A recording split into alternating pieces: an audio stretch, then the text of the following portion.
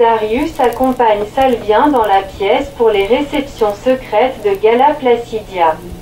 La régente a l'air agitée. Elle ne peut pas rester assise tranquillement et parle, tout en marchant rapidement d'avant en arrière. Je suis contente d'avoir des officiers aussi fidèles que vous.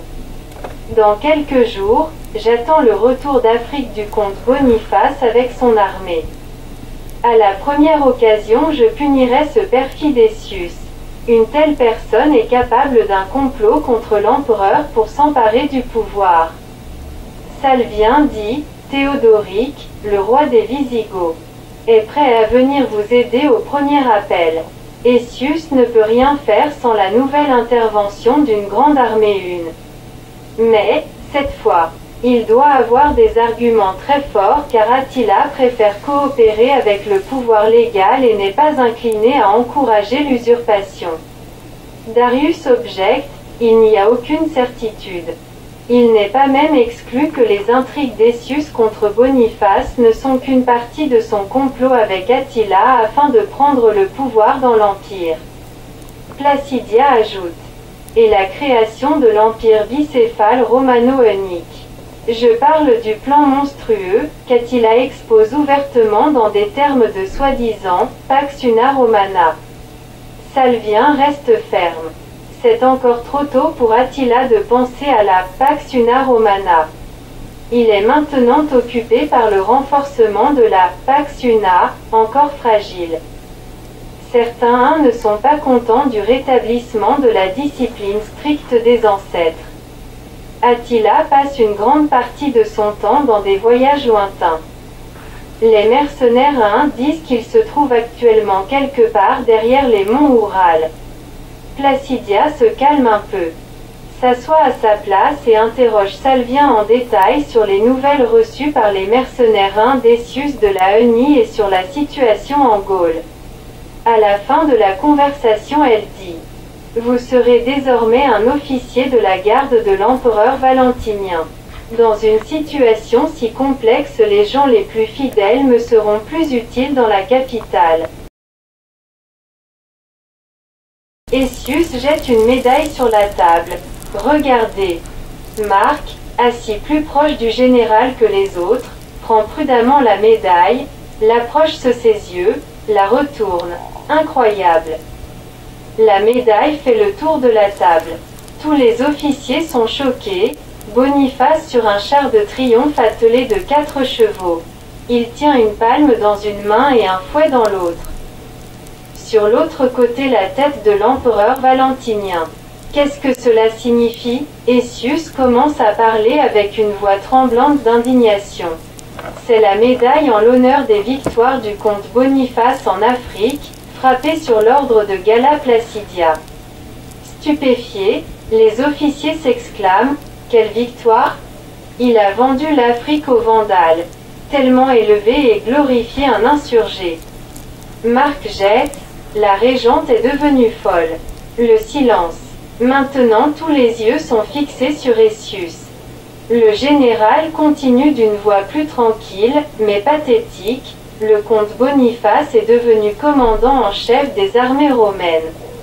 Un insurgé, responsable de la mort de dizaines de milliers de Romains, de la souffrance de millions d'habitants des provinces africaines, jeté aux griffes des barbares, qui se réfugie honteusement avec son armée en Italie, est devenu un patrice, père de l'empereur, et notre chef. Pour se justifier de ses crimes odieux, il m'a calomnié devant la régente. Il sait bien que la régente ne peut pas me pardonner ma fidélité à l'empereur Jean pendant la guerre civile. Mais Jean était alors l'empereur légitime élu par le Sénat. Boniface est allé jusqu'à la fabrication de fausses lettres. Avitus exclame: que peut-on attendre d'une personne qui se disait toute sa vie un catholique fervent et ensuite se convertit si facilement en arianiste?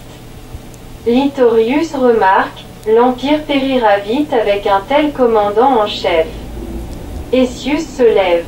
Boniface a porté atteinte à mon honneur. La désignation d'un traître et insurgé comme patrice et commandant en chef des armées n'est pas légitime. Nous ne pouvons pas reconnaître cette décision de la régente, aveuglée par un désir de vengeance. Je prends la décision de partir demain avec ma garde équestre et des volontaires pour Ravenne. Nous sauverons l'Empire. Ayant appris l'approche d'Essius, Boniface sort de Ravenne pour lui barrer la route. Les deux généraux se rencontrent, leurs deux petites armées arrêtées en attendant leurs ordres. Boniface dit d'une voix basse, pour que les guerriers n'entendent pas, « Essius, je te pardonne tout. Que ce que tu as fait contre moi ne reste que sur ta conscience. Unissons nos efforts et sauvons l'Empire. Dieu alors te pardonnera. » Il entend la réponse intentionnellement forte, « Que Dieu résolve qui a raison. Nous lutterons avec nos lances, sans verser le sang de nos soldats. » Essius galope en arrière vers sa garde et reçoit de son porte-armes une lance. Boniface fait la même chose. Les deux généraux avancent l'un contre l'autre et Boniface tombe du cheval percé à la poitrine par la lance.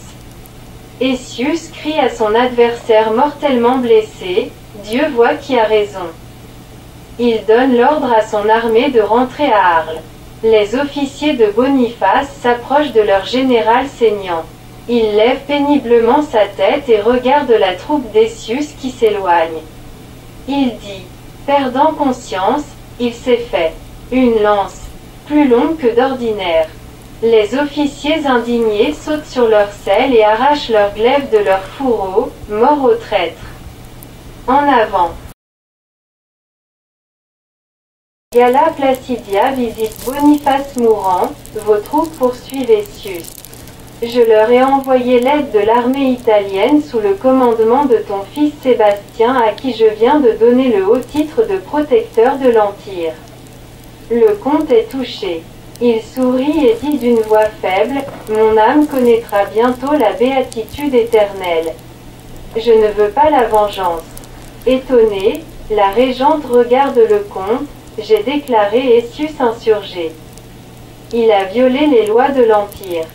Sa perfidie et sa lâcheté ne connaissent pas de limite. Fabriquer une longue lance pour l'affrontement. L'histoire de Rome ne connaît pas de fait pareil. Boniface perd conscience, mon ami Augustin. L'État chrétien. La femme du comte dit, pauvre Boniface. Il a pardonné tout à tous. Il me conseille même de me marier ensuite avec Essius.